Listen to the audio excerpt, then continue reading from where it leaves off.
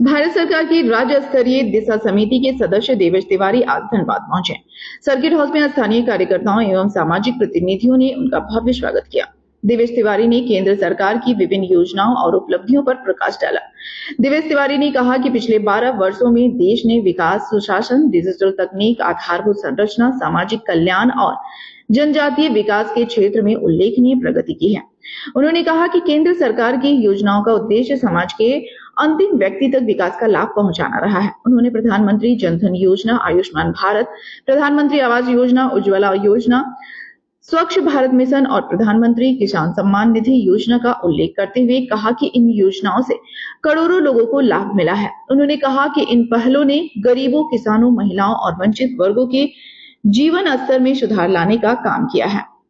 इस press conference का मुख्य उद्देश्य पिछले 12 वर्षों में आदरणीय प्रधानमंत्री श्री नरेंद्र मोदी जी के नेतृत्व में जो केंद्र में एनडीए की सरकार चल रही है, जो भारत सरकार की जो जन कल्याणकारी योजनाएं जो पूरे भारत में चल रही है और विशेषकर झारखंड में आदरणीय प्रधानमंत्री जी ने जो सौगात दिया है, उसको लेकर इस प्रेस वार्ता का आयोजन किया गया है।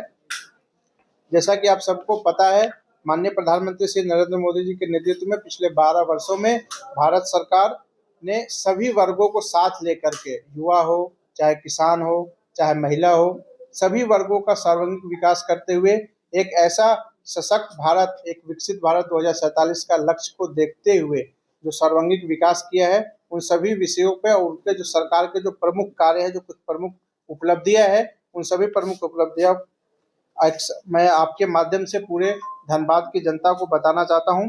आदरणीय प्रधानमंत्री श्री नरेंद्र मोदी जी ने प्रधानमंत्री जन धन योजना के अंतर्गत 58 करोड़ से अधिक बैंक खाते खोलकर गरीबों को बैंकिंग व्यवस्था से जोड़ा। जिस गरीब के लिए जो भारत में रह रहे हैं, ऐसे 60% से ज्यादा लोगों के लिए बैंक एक सपना होता था, बैंक के दरवाजे कभी नहीं गए थे, वैसे गरीबों को आदरणीय प्रधानमंत्री जी ने बैंकिंग व्यवस्था से डायरेक्ट जोड़ा। और आज अब भारत सरकार की जितनी जन कल्याणकारी योजनाएं हैं, उसका लाभ डीबीटी के माध्यम से सीधा गरीबों के खाते में जाता है। डिजिटल इंडिया और यूपीआई में भारत आज विश्व में नंबर 1 है। प्रधानमंत्री जन औषधि केंद्र हो, आयुष्मान भारत योजना के अंतर्गत करोड़ों गरीब परिवारों को स्वास्थ्य सुविधा प्रदान की गई है। प्रधानमंत्री आवास योजना के अंतर्गत 4 करोड़ से अधिक गरीब परिवारों को पक्का मकान उपलब्ध कराया गया। स्वच्छ भारत मिशन के तहत 12 करोड़ से अधिक शौचालयों का निर्माण कराया गया। प्रधानमंत्री उज्ज्वला योजना के अंतर्गत 11 करोड़ महिलाओं को निःशुल्क गैस कनेक्शन उपलब्ध कराए गए। प्रधानमंत्री किसान सम्मान निधि के माध्यम से किसानों के खाते में डायरेक्ट बेनिफिट ट्रांसफर डीबीटी के माध्यम से 6,000 रुपये प्रति वर्ष दिया जा रहा है, जो कि प्रक्रिया सतत जारी है। राष्ट्रीय राजमार्ग, रेलवे, एक्सप्रेसवे, हवाई अड्डा, रेलवे, मेट्रो तथा अन्य आधारभूत संरचनाओं का अभूतपूर्व विस्तार हुआ है। वंदे भारत ट्रेनों का संचालन तथा रेलवे स्टेशनों का आधुनिकीकरण किया गया। Startup India, skill India, make in India और आत्मनिर्भर भारत अभियान के माध्यम से रोजगार और उद्यमिता को बढ़ावा दिया गया। राष्ट्रीय शिक्षा नीति 2020 लागू कर शिक्षा क्षेत्र में व्यापक सुधार किए गए। लगभग 80 करोड़ नागरिकों को निःशुल्क खाद्यान्न उपलब्ध कराया गया है, जो कि योजना सतत जारी है। 3 तलाक जैसी कुप्रथा को समाप्त कर मुस्लिम महिलाओं को न्याय दिलाया गया।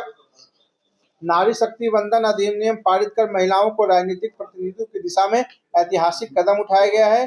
अनुच्छेद 370 हटाकर जम्मू कश्मीर का पूर्ण एकीकरण सुनिश्चित किया गया। भारत की हमारी जो प्राचीन योग विद्या है, उसको इंटरनेशनल योगा डे के माध्यम से पूरे विश्व में हमारी एक विशेष जो हमारे पास जो विद्या थी योग की, उसको मान सम्मान और पूरे भारत के लोगों का मान सम्मान आदरणीय प्रधानमंत्री जी ने इंटरनेशनल योगा डे के माध्यम से पूरे विश्व को एक विश्व स्तरीय पहचान दिलाया है। अयोध्या में भव्य श्री राम मंदिर का निर्माण और प्राण प्रतिष्ठा हुआ। राष्ट्रीय सुरक्षा, आतंकवाद पर जीरो टॉलरेंस, सर्जिकल स्ट्राइक और ऑपरेशन सिंदूर जैसे अभियान चलाकर आतंकवाद को कड़ा जवाब दिया है। नक्सल मुक्त भारत, आज हम लोग जिस झारखंड में धनबाद की धरती पे हैं, एक समय में पूरे झारखंड के अंदर नक्सलियों का आतंक होता था। शाम को लोग 4 बजे के बाद, 5 बजे के बाद, सूर्य ढलने के बाद घर से निकलते नहीं थे। यहाँ पे जो विकास कार्य थे वो लगातार प्रभावित हो रहे थे। लोगों का जो आम जनजीवन था वो त्रस्त था नक्सलियों के कारण। आज हमें आपको बताते हुए गर्व महसूस हो रहा है कि आज पूरे भारत से नक्सलवाद का पूर्णतः सफाया हो चुका है। 31 मार्च 2026 ये तिथि है जिस दिन नक्सलवाद का पूरे भारत से पूर्णतः सफाया हो गया। ज्ञान के माध्यम से गरीब, युवा, अन्नदाता और नारी शक्ति पर विशेष ध्यान आदरणीय प्रधानमंत्री श्री नरेंद्र मोदी जी ने दिया है।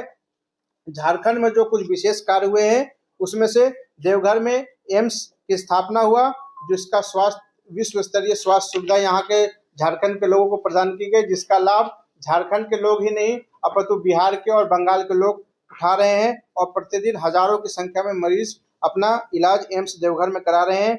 देवघर हवाई अड्डे का निर्माण हुआ और संचालन भी प्रारंभ हो चुका है। देवघर आज जो विश्व का जो एयर नेटवर्क है, एयर ट्रैफिक है, उस पे है और जिससे श्रद्धालुओं का जो आवागमन है वो काफी बढ़ गया है। आज पूरे भारत ही नहीं, विश्व के श्रद्धालु बाबा के दर्शन करने, बाबा वैद्यनाथ के दर्शन करने देवघर आ रहे हैं।